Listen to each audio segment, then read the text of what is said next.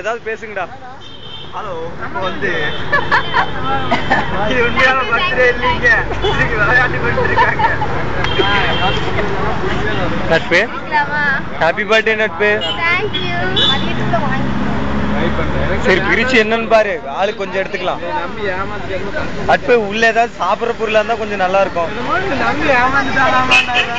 டேய் ரஞ்சித், நீ அன்னைக்கு பேசுனல்ல, அதை எங்க அம்மா பாத்துட்டாங்கடா. 10 பேத்து கூட படுத்து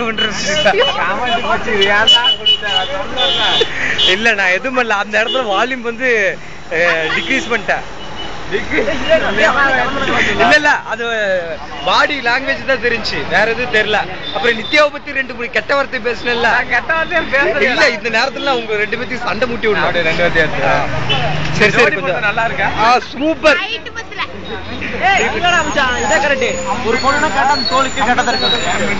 சரி, நீங்க எல்லாத்தையும் பேட்டி எடுங்க. நான் போய் என் ஆள் கிட்ட கொஞ்சம்